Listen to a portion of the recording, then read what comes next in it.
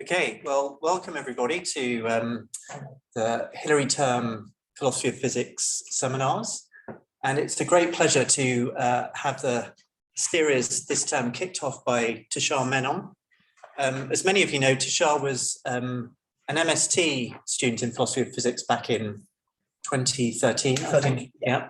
And then did, so the golden era. And then did the DPhil here, and is now a postdoc, a British Academy postdoc at Cambridge, but luckily for us, often and normally around in Oxford. And he's been a mainstay of the Oxford philosophy of physics community for many, many years. Published widely in philosophy of physics on supersymmetry, non-commutative geometry, the dynamical approach. And today he's speaking on dynamical substantivalism. Tushar. Well, Ollie, thank you so much for the really kind introduction and for the invitation. Sorry to upset the rhythm, but I can't seem to get rid of this. There we go. Now I've got it. Now as well. All right, great. Okay. Sorry, where was I? Yes, thank you all for coming. I'm feeling mildly euphoric just to see all of you in person and many of you online. I know a couple of people, certainly a couple of people online today have informed me that they can't stay till the end. So I'm just going to spoil the talk. I'm just going to tell you what the punchline is. Get it over and done with in the first 3 or 4 minutes, and then hopefully we can enjoy the filler together as we proceed. So here's what I take. I take this talk to be making 2 points, and it would be nice if people thought, oh, well, that's obviously true. But I'm perfectly happy to have people sort of come along with me for the ride and sort of get off at various stations along the way. The first sort of station is this claim that the dynamical versus geometrical approach, which many of us in this room and online are familiar with, and if you're not, don't worry, I'll get to it, should be treated as orthogonal to this sort of traditional debate in the philosophy of physics that goes under the name of substantivalism versus relationalism. And that on its own is not a super interesting claim. It's certainly not an original claim. Lots of people in this room have made this claim. Harvey says this in his book. James recently wrote a paper in which he makes it, in which he explicitly says this. But there are other people who deny this orthogonality. And I think more than arguing for this orthogonality thesis, I'd like to think that what would be useful in this talk is something like a diagnosis of why some people think we should treat them as sort of coextensive, and why some other people might think that they ought to be orthogonal, right? So that's the first take-home message. There's going to be a diagnosis of why these two debates are orthogonal. And then following the diagnosis, I'm going to say, well, assuming that we are correct to diagnose these as orthogonal, which I argue we are, there's one particular option that becomes available to us that was previously unavailable, certainly to people who deny the orthogonality thesis, and that's the position of what I call dynamical substantivalism, shockingly. And if you'll indulge me in a little bit of a metaphor, I think the way that I want to argue for dynamical substantivalism is not, well, this view is obviously true. I want to think of the philosopher, or in this case, the metaphysician, as somewhat akin to a waiter in a restaurant. You go to a restaurant and you say, well, these are the things that I like, and these are the things that I don't like. Do you have anything that sort of satisfies these criteria? And if you're a good waiter, you say, well, can't give you everything that you want, but if you're willing to drop, your dislike of garlic, then I can suggest to you such and such a view. Or such and such a dish, or a view, if he's a metaphysical waiter. But what I want to do is something similar. I want to say, look, there are certain antecedent metaphysical commitments that you might have, maybe with respect to modality, or maybe with respect to laws of nature, or something like that.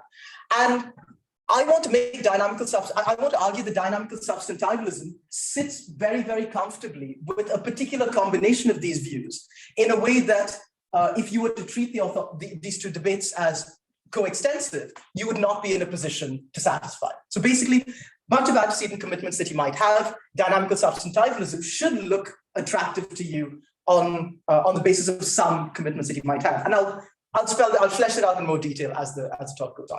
All right. So that's if you need to leave now, I won't take it the wrong way. That's really all I'm going to be saying in this talk. But now let's try to flesh this out a little bit more. So I want to start by talking about substantivalism and relationalism, which I take, among other things, to be asking a question like this. The debate is over whether or not there are immaterial space-time points in the possible worlds, in the physically possible worlds, according to some theory, right? So these positions are going to be indexed to particular theories. In this talk, as it happens, I'm just going to keep things really simple and imagine we're only discussing this in the context of Newtonian mechanics, maybe special relativity, because really what I want to get across is something a bit more conceptually basic, that I don't want to be sort of upset by further complications. So the question is, are there any immaterial space-time points? And by immaterial, I mean something like this intuitive picture of an unoccupied space-time point, right? The kind of thing about which a substantivalist wants to be a realist about. And obviously, as I've sort of slightly given away, substantivalism, the position of substantivalism asserts that there are immaterial space-time points, and the position of relationalism denies that, right? Perfectly straightforward. But the way that I've set up this question is a question about ontology. And we all live in post-1948 Anglophone philosophy worlds. So the first person we call up and ask is Quine. And we ask Quine the question of how we ought to spell out our ontological commitments. And Quine says, well, to be is to be quantified over, right? It's to be the value of a bound variable. And you say, okay, well, how am I supposed to make sense of quantification? It turns out that our standard way of making sense of quantification is via model theory. And you go, okay, well, how am I supposed to make sense of quantification in our favorite physical theories? Well, hooray, our standard theory of physical theories or scientific theories is also model theory. So we've got a very, very straightforward prescription for how to talk about our ontological commitments, right? Give me general relativity or give me Newtonian mechanics. What you've given me is a collection of models. And all I need to do is look into those models, look at the domain of discourse, see what's being quantified over, and that's the game, right? So the ontological question, as understood in this Quinean way, can be reformulated as follows. Do our theories models quantify over immaterial space-time points, right? Substantivalism says yes, relationalism says no. But it's been almost exactly 75 years since Quine suggested this. And there have been, in the years since then, other suggestions for how we ought to spell out our ontological commitments.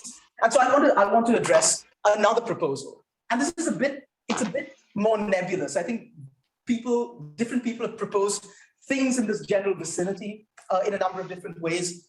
And what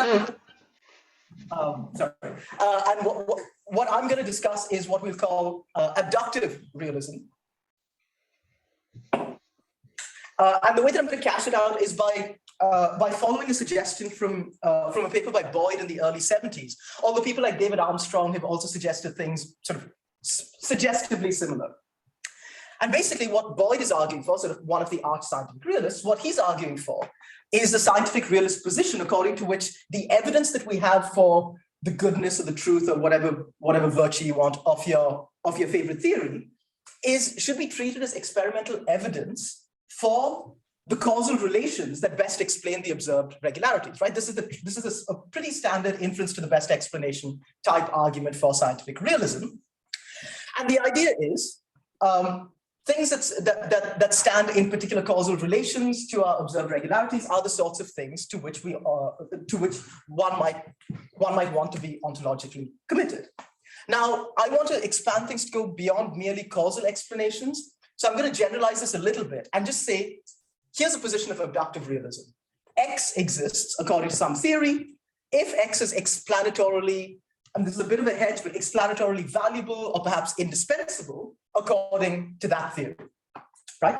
So now we've got a different take on the ontological question, a different way of spelling it out, right? And this is the abductive take. Are immaterial space-time points explanatorily valuable or indispensable, however you might want to put it, in explaining, insert your favorite thing from your favorite theory here, right? Particle trajectories or behaviors or certain dynamical facts. Once again, the substantivalist, among other things that they might say, will say yes to this, and the relationalist will say no to this, one hopes. But if you now look at this abductive take on the ontological question a bit carefully, and consider a special case where the thing that you're trying to explain is facts about dynamical symmetries in our favorite theories, we might ask the question, are immaterial space-time points explanatorily valuable in explaining those? And if you spend any time at all in this room, you'll start to realize that that debate looks familiar. Because that debate is very much associated with this kind of question. Does space-time structure explain dynamical symmetry structure, or vice versa?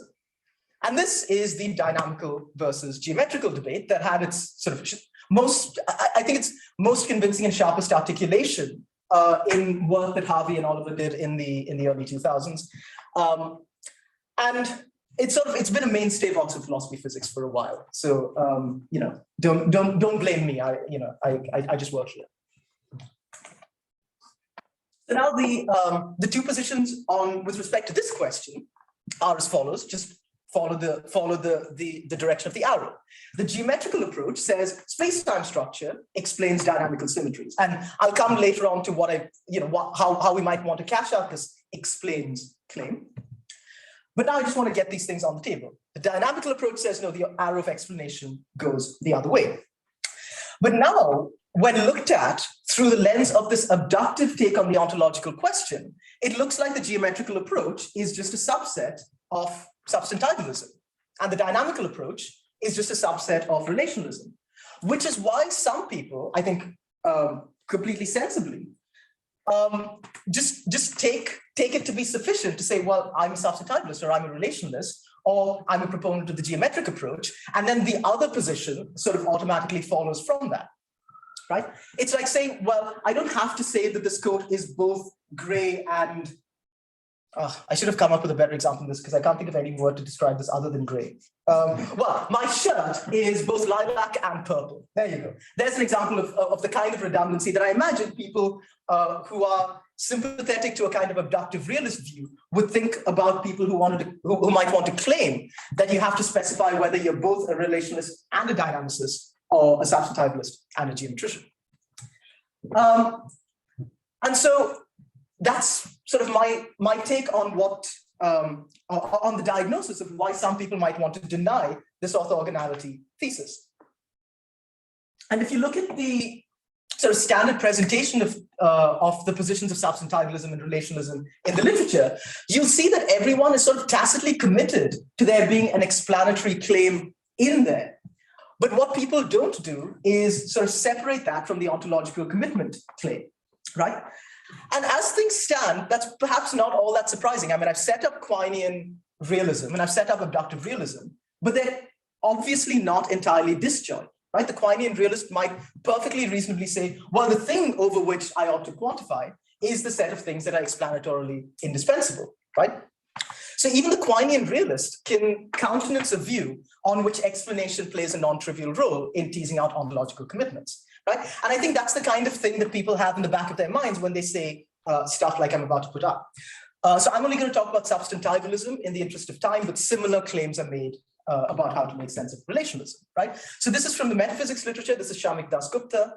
And Shamik says, the issue here in this debate is whether geometric relations between material bodies are, the scare quotes are all his, determined or fixed or accounted for, I might add, or explained by their positions in substantival space as the substantivalist thinks, right? So you can clearly see there's a sort of quantificational aspect, right? The stuff about substantival space, but there's also this explanatory aspect, right? And it's explicitly there. Similarly, from the philosophy of physics literature, from the sort of classic philosophy of physics literature, this is Gordon Bellot in the late 90s, where he says the substantivalist thinks of a physical geometry as being comprised of points standing in relation to one another, and of the spatiotemporal relations between material objects and events as deriving from, right? That's where I think I take the explanatory claim to come from, deriving from the relations between the points they occupy, right? So as I've set things up, it seems like there's a good reason to not want to abide by the orthogonality thesis, right? To remind you, it's just the thesis that these two debates are orthogonal. And there are people who've explicitly argued this. Oliver, for example, in his review article on substantivalism and relationalism says, if I remember correctly, in section 6.3.2, I have read this paper many times, the dynamical approach seeks to offer a reductive account of the Minkowskian space-time interval in terms of the dynamical symmetry of laws governing matter. It therefore qualifies as a type of relationalism, right? Explicit. Pablo Acuna, in a lovely paper from Studies a few years ago, also says something quite similar. He says, Janssen's view, so Michel Janssen's view, in many ways, Michel Janssen is the arch anti-dynamical approach person. And what Pablo says is Janssen's view is connected to a form of substantivalism, whereas Brown's view assumes a form of relationalism, right? And my diagnosis of why these people very sensibly say these things is because there's, if not abductive realism, something in that vicinity that underlies these sorts of claims. But there are people who've argued in favor of the orthogonality thesis, right? As I mentioned right at the beginning, Harvey, for example, says his book is not intended to be a defense of relationalism, notwithstanding various sympathies that he might have for that position. And Michel Janssen, in the paper that Pablo is responding to, says, given that my argument is ultimately not about ontology, it had better be independent of substantivalism versus relationalism. And I think this is quite an instructive thing that Michel says in this paper, because he's saying explicitly, this argument is not about ontology, it's about something like whatever else it is, explanation or whatever.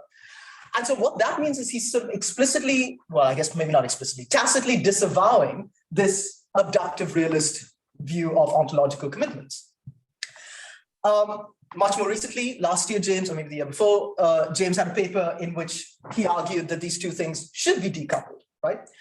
And so my claim is that the decoupling of these two debates requires that we deny abductive realism, right? The diagnosis is that abductive realism leads to their coupling, and if you want to decouple them, you just modus tollens. So what else do we have at our disposal in order to decouple these two debates? Well, we might go Quinean, but of course we need to be a little bit careful because, as I just mentioned, in general, it's not obvious that that Quinean realism is incompatible with quantifying over explanatorily indispensable entities, right? So if we've got, so supposing this is Quinean, I can't write Q's anymore. This is Quinean and this is abductive. There's a bit in there. There's a sort of non-trivial overlap in there. I'm interested in understanding what's going on in the bit of Quinean realism that doesn't countenance this explanatory story with respect to ontological commitments. And so let's call that austere realism, right? So austere realism just sits in this bit of the diagram. What I want to say, what I want to explore is the idea that we can talk about ontological commitment in this purely austere quantificational way without making any, without there being any work to do for explanation, at least when it comes to the ontological commitments. Now, you might be a little bit ahead of me and realize that there's immediately a problem with this, right? Because given the standard characterizations of substantivalism that I described a couple of slides ago, invoke some kind of explanatory component, it seems as if austere realism on its own can't capture the standard characterizations of substantivalism, right? To quote our dear friend Niels Martens, it's like we've thrown out the baby with the bathwater. He wasn't the first person to say it, but I think he's the person who said it the most often, certainly in my presence. So what do we do, right? Well, let's go back to Quine. It's a shame Simon's not here in person, but thanks for joining us online, Simon. So let's invoke another bit of useful machinery from Quine, this distinction that he has between ontology and ideology. And sort of very roughly speaking, I'm happy to flesh this out in more detail if necessary, but sort of very roughly speaking, the idea is ontology is just the stuff there is. It's just a description of all the stuff that our theory is kind of is committed to when it comes to the question of what we quantify over. And ideology refers to the sort of the primitive relations and properties associated with the ontology according to our best theory, right? So a way of thinking about this is the ontology covers the stuff in the domain of discourse and the ideology covers the primitive relations that they stand in, all the properties that you might ascribe to them, right? So now we've seen that the standard conceptions of substantivalism have an explanatory component, but in the standard conception, it sort of seems like the explanatory component is hitting claims of ontology. What I want to suggest is we can perfectly legitimately talk about explanatory components, but only if we allow them to talk about ideology rather than ontology, right? And here's an example I think that makes this maybe hopefully a little plausible, right? When we talk about something like, well, what's the explanation for why two electrons repel? The explanation doesn't come at the level of ontology, right? The explanation is not because they are electrons, unless it's a really rubbish explanation. The better explanation is something like because they are both negative, they both have the same charge, and according to our best laws of physics, blah, blah, blah, blah, blah. And once you invoke charge, you're invoking a property, and that's part of the ideology, right? So at least prima facie, it seems plausible to suggest that the explanatory component in all of this talk of substantivalism should hit ideology and not ontology. And so this leads to my suggestion, which is we can still look to austere realism for the purely ontological commitment, right? For the commitment of, are there immaterial space-time points? But then if we want to talk about explanation of things like dynamical symmetries or trajectories or whatever, well, we need to look elsewhere for those metaphysical commitments. In particular, I suggest we look at a plausible account of explanation, right?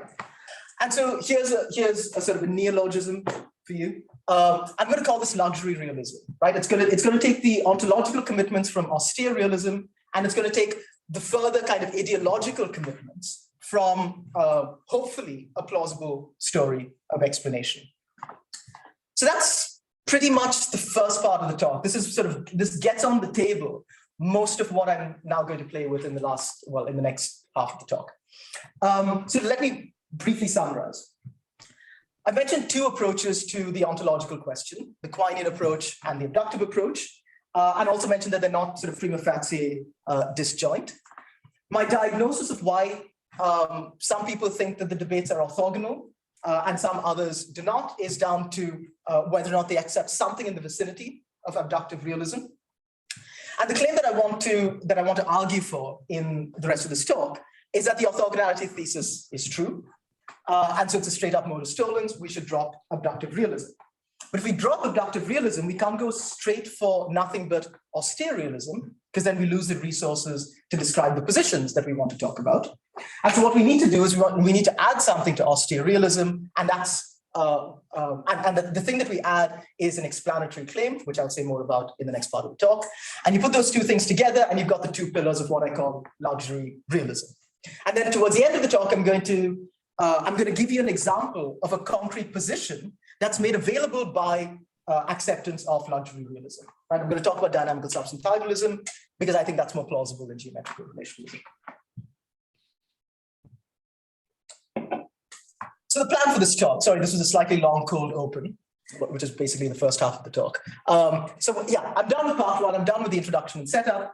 The next part is now going to talk about the two pillars of luxury realism. I'm going to try to make them try to put them in good philosophical standing, because there are a couple of problems, certainly with austere realism, that immediately suggest themselves. And so if luxury realism is to get off the ground, it has to be on the basis of the pillars on which it stands being relatively robust. And that's what I'm going to try to argue for in the next two subsections. So now just to return to the take-home messages, right, to demonstrate now that I've got stuff on the table, what I want to argue. Orthogonality thesis, right? And then if we accept luxury realism, this renders available a wider range of plausible metaphysical cocktails. Well, I guess I'm mixing metaphors. So the metaphysician as a waiter and a bartender, as the metaphysical bartender. And once I've done that, I want to then finally, in the last few minutes, argue that dynamical substantivalism is an attractive view, given certain antecedent commitments that are not completely insane. Good. I'm happy to pause for just a second if there are any questions at this point about the setup, because now it's just going to sort of hopefully smoothly run to the finish. No? Fantastic. Okay. So let's talk about the austere realism component first.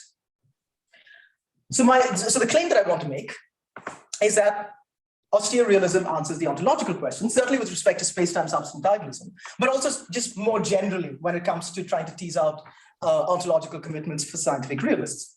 But it does so in a slightly less than obvious kind of way, right? It's not quite the manner in which one might expect a story to tease out ontological commitments. And the reason it's not quite what one might expect is down to a problem that's known as Putnam's paradox in David Lewis's parlance. It's specifically one of Putnam's permutation arguments. And so the goal of this section is to demonstrate that a sort of naive austere realism is subject to worries from Putnam's paradox, but nonetheless there is a fix, and once we establish that fix, we're off to the races. So, as it happens, Putnam's permutation argument is incredibly easy to express using pictures, and so this is a picture that I purloined from Tim Button's book on Putnam, and the basic idea is something like the following. I've been handed some theory, so I've been handed some models. Let's imagine a really, really simple theory that just has maybe 2 or 3 sort of interesting sentences, right? Sentences like Ajax is a cat, Betty is a cat, and Chad is not a cat, right? The model for that theory, or one of the models for that theory, will have all of these things that's on the left-hand side of this diagram, which are components of the domain of discourse. And then we just add labels to each of them, right? We have Ajax and Betty and Chad. And then we've got a single predicate, which is a one-place predicate, is a cat. And it turns out that the things that satisfy that predicate are, according to this particular model, those 2 sort of catty-looking things. The problem is, when it comes to model theoretic truth, it's actually incredibly easy to set up model theoretic truth, because truth is preserved under isomorphisms of models in a way that reference is not. And what I mean by that is, supposing we take the same domain of discourse and then just shuffle things around, changing the relationship between the labels and the stuff in the domain of discourse, but not changing the relationship between the labels and the things that name the predicate, well then we end up with a distinct but isomorphic model in which sentences like Betty is a cat continue to come out to be true. And sentences like Ajax is a cat continue to come out to be true. But now we've got the problem where the referential claims across these two models are distinct. And this is, of course, this is one of the most discussed problems in the philosophy of language, I think, for the last certainly since Newman. And there are various suggestions for ways around this. What I want to suggest today is that this problem afflicts our characterization of substantivalism relationalism in quite a deep and an important way, but there's a way that we can sidestep it in a manner that's neutral with respect to a particular solution to Putnam's paradox. Another way of saying that is, we cannot get substantivalism relationalism off the ground unless we solve Putnam's paradox, but everything that I say about the setup is going to be neutral with respect to the manner in which we solve Putnam's paradox. Hopefully this will become a bit clearer as I go on. So here, let me invoke John Earman's characterization of substantivalism relationalism. This is from World Enough in Spacetime. Again, this is just one component of a longer sort of conjunctive characterization. The reason I'm choosing this is because it's explicitly model theoretic.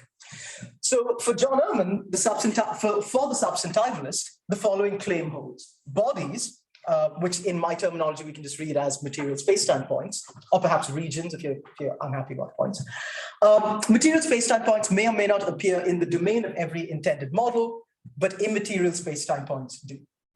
Right? That's the claim that the substantivalist makes. This is the reason that I use the word immaterial rather than unoccupied, because an unoccupied spacetime point is an example of an immaterial spacetime point. But I think Earman is also thinking about something like a Hartree field view of field theories on which you've got this underlying manifold and your matter fields are just treated as properties of those underlying points. Well, those underlying points are still supposed to be part of a substantival space, and those are the sorts of things that I want to refer to as an immaterial spacetime point. But anyway, we can say more about this. I'll say more about this if necessary. John Earman's relationalist, on the other hand, says material points, or can be paraphrased in my terminology as saying material points exhaust the domains of the intended models of nomically possible worlds. Right. What does this have to do with Putnam's argument? Well, here's one substantivalist commitment, right? If it's the case that every intended model contains some immaterial points and some intended models contain material points, it is the case that there exists at least one model that contains immaterial points and no material points. right? There's at least one model that satisfies that. Now we run the Putnam move. We permute the domain elements, right? The domain elements are just supposed to be the points that we're having this discussion about. The result of that permutation is you're going to end up with some isomorphic model, some model that's isomorphic to the intended model that contains only material points and no immaterial points, right? We're just flipping the labels. But that's explicitly a relationalist model on Earman's characterization, right? And so we now have the problem that the characterization of substantivalism has included some relational models. It turns out we have a similar problem when we go the other way, but this way was a bit easier for sort of dialectical purposes. So you might think, okay, well, there's a perfectly straightforward way around this, just solve Putnam's paradox, right? Figure out a way to say that a certain selection of the isomorphic models are intended and a certain other section are unintended, and just throw away the unintended ones. And sure, that'll work, but I don't want it to be the case that we have to sort of invoke such heavy duty philosophy in order to just set up what ought to be a quite intuitively easy to understand debate, namely the debate between the substantivalist and the relationalist. So what would be nice would be, in the absence of an obvious solution to Putnam's paradox, if we could have a characterization of the debate that was neutral with respect to solutions of Putnam's paradox. And well, I suggest that there is one. And this is my suggestion. Here's how we should think about substantivalism. It's a bit fiddly, but it gets the job done. On the subdomain of relative spatiotemporal relations, right? So in other words, on the things that are putative spacetime points, the extension of some predicate, let's just call the predicate I, for immaterial. The extension of I is non-empty in every model, and the extension of some different predicate is, let's call it M for material, but it doesn't matter, is non-empty in some models, right? Another way of putting this sort of a bit more picturesquely is the substantivalist is committed to the idea that there are two types of space-time points, the material ones and the immaterial ones. Although, as I said, it doesn't matter what we call them. Contrast that with the relationalist, who's basically committed to the idea that there is just one type of spatiotemporal relatum, or one type of space-time point. Again, we can call it M, we can call it I, it doesn't matter. But the advantage of this characterization is it's like the worries that come from permutation arguments aren't going to hit this, right? You can permute to your heart's content, and what you're still going to be in a position to distinguish between substantivalism and relationalism, right? So that's my debugging of austere realism when it comes to talking just about ontological commitments. I suggest that in light of this suggestion, we rephrase the ontological question as how many types of spatiotemporal relata are there across the normally possible models? And then instead of it being a yes/no question, it's a question of how many you're committed to. I suggest the substantivalist is committed to 2 and the relationalist is committed to 1. A small aside on this is that at this level of characterization, there's no difference between relationalism and what's sometimes known as super substantivalism. I don't think that's the end of the world. And if people want to fight me on that, I'm perfectly happy for that to happen in the Q&A. But that brings me to the end of the little bit on austere realism. I think austere realism is in a good position to deliver on its promises of ontological commitments when it comes to space-time metaphysics. And so I take substantivalism, I take one core component of substantivalism and relationalism to be exhausted by that. And so another way, I was sort of toying with the idea of, instead of thinking of characterizing substantivalism and relationalism in terms of these satisfaction of these predicates, to just refer to this as something like space-time dualism and space-time monism. But I decided to land instead on the side of thinking, when you say substantivalism, you haven't given me all of the information that I'm looking for, right? There's no such thing as unqualified. One ought not to talk about unqualified substantivalism. When you talk about or relationalism, when you talk about substantivalism, you're just making that quantificational commitment, and then you qualify it further by telling me what your view is with respect to this explanatory component, which I'm going to come to now. Right. So if you recall, the dynamical versus geometrical debate was supposed to be a debate over what explains what, right? Does space-time structure explain dynamical symmetry structure or vice versa? And I think a lot of ink has been spilled by many of us in this room over the question of how we ought to understand this word explain. I've sort of come to the conclusion that at its most abstract level, it kind of doesn't matter. I'm much happier to countenance the idea that there are multiple dynamical versus geometrical debates kind of indexed by different accounts of what explanation is. And what I want to present to you today is what I take to be a sort of plausible way of spelling out one version of this debate that makes available a particular metaphysical cocktail that some people might find appealing. So with that in mind, one can choose as inflationary or as deflationary a reading of explain as one might like. In the paper of James's that I mentioned a little bit earlier, he catalogues some of the options that have already been discussed in the literature, things like constructive explanations, structural explanations, unificatory explanations. My suggestion is, while all of these are completely plausible ways of making sense of dynamical versus geometrical, the one that I'm interested in today is closer to a Dasgupta style deflationary account of grounding. And I could feel people in the room shudder when I said the word grounding.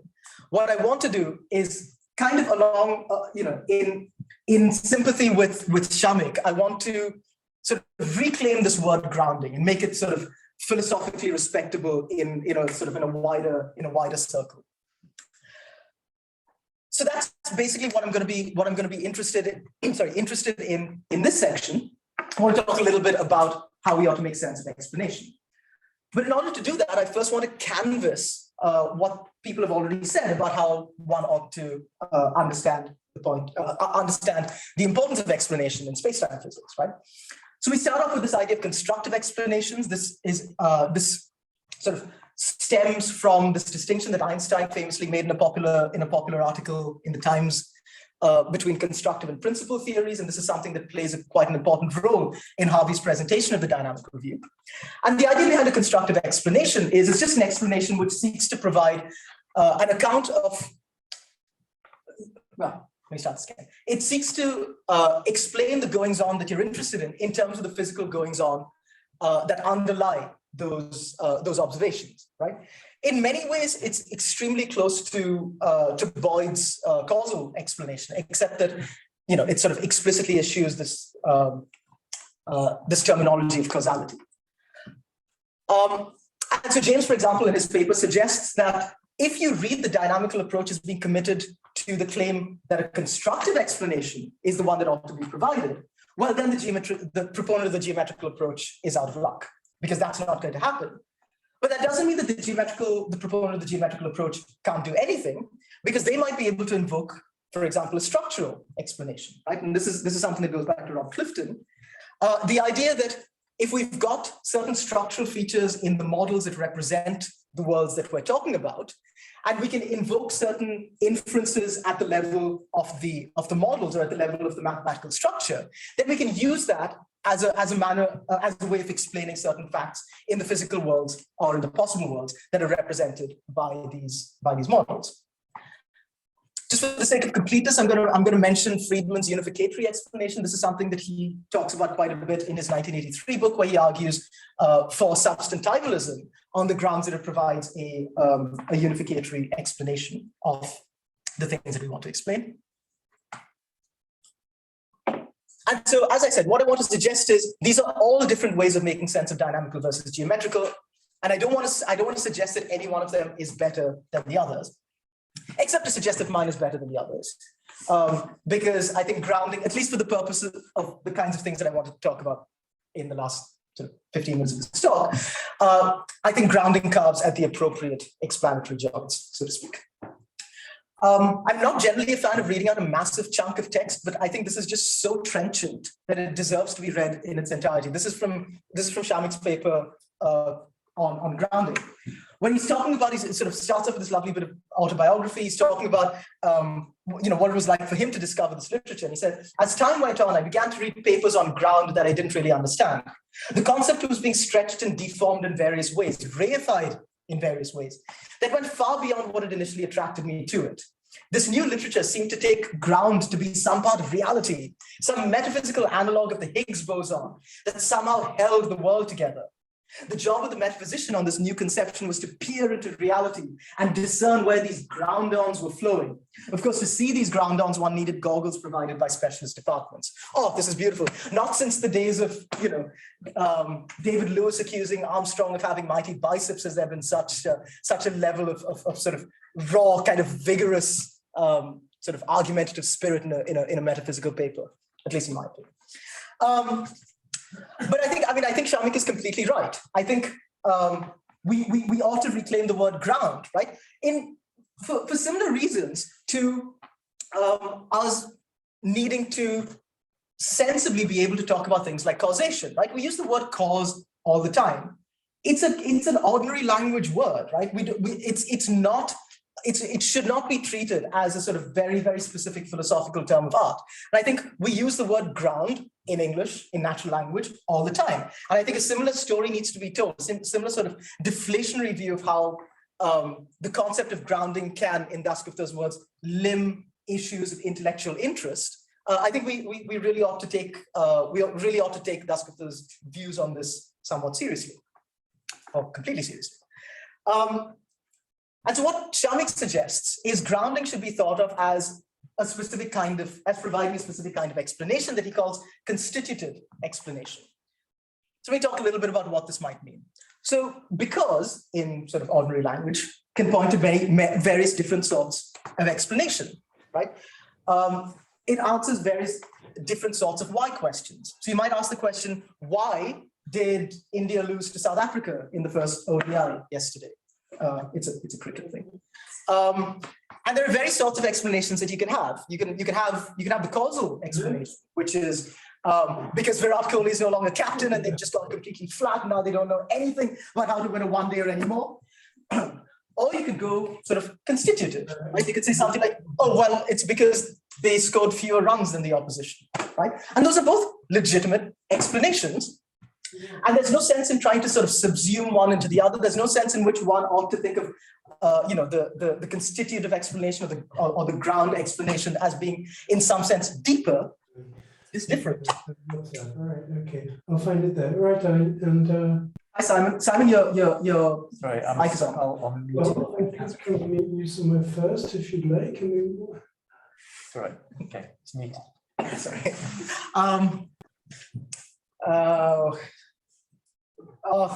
My train of thought, that lovely train of thought that hopefully we were all riding on. I'm sure it's just different. That was the last. Thank you. Maybe it's just different. And so the claim that I want to endorse, Dasgupta's claim, is we should try to characterize constitutive explanation in a way that sort of allows us to identify it when we see it. But we don't necessarily need a reductive account of constitutive explanation in order to use it, any more than we might need a reductive account of causal explanation in order to be able to talk about causal explanations, right? If we did need a reductive account, we wouldn't be able to get anything off the ground. We'd never be able to talk about cause and effect. That seems like a bad thing. So let's try to sort of spell out a non-reductive analysis of constitutive explanation. As I said, all of this is much of what I'm invoking over here is stuff that's in Shamik's paper. And it's again useful to have as a contrast causal explanation, because I think that's something that we at least have a sort of intuitive grip on. So I take a causal explanation to be asking a question like, what events happened such that X resulted? For example, this may not exhaust all kinds of causal explanations, but this is certainly a kind of demand for a causal explanation, right? If we saw a question like that, we'd say, oh, well, this is a demand for a causal explanation. How might you think about a constitutive explanation? Well, I suggest, I'm not the only person to suggest this, I suggest the following. In virtue of what is it the case that X?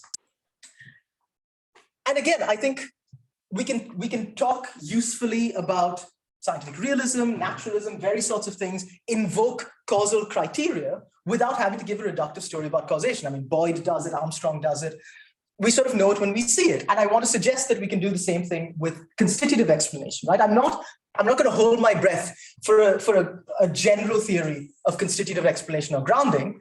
But what I do want to say is, to the extent that I can make sense of these in virtue of locutions in this deflationary way that Dasgupta suggests, I think constitutive explanation is the correct way to understand dynamical versus geometrical, right? Do dynamical symmetries constitutively explain space-time structure or vice versa? I take that to be quite a straightforwardly meaningful debate to have, and one that hopefully now you'll at least see why I believe is orthogonal to the ontological question or the ontological debate. I'm doing pretty well for time. Good. So now, in the last 10 minutes or so, maybe even less, I'm gonna sort of zoom in a little bit. I'm gonna talk about a very specific kind of luxury realist position that I call dynamical substantivalism. There are a few case studies I can think of in favor of dynamical substantivalism, but I'm only going to talk about one of them. I'm going to talk about the easiest one, but I'm happy to discuss and indeed discover others in the Q&A session. So recall what I took the take-home message to be. There's some cocktail of metaphysical views which is such that it would benefit from having dynamical substantivalism as an option.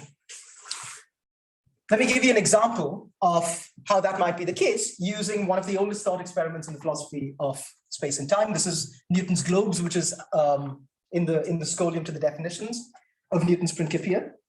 I'm going to present it in a slightly, using slightly more modern philosophical terminology and machinery.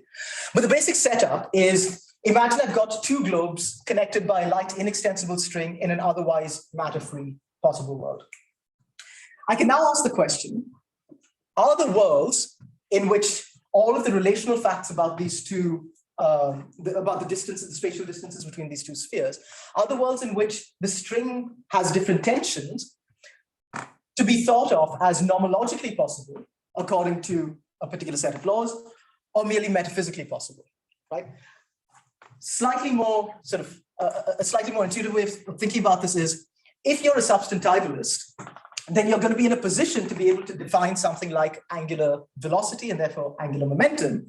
And then if your force law supervenes not only on the relational distance facts, but also on facts like angular velocity, then you can have the same laws corresponding to different string tensions, because different string tensions will correspond to the two globes rotating at different velocities with respect to your substantival space.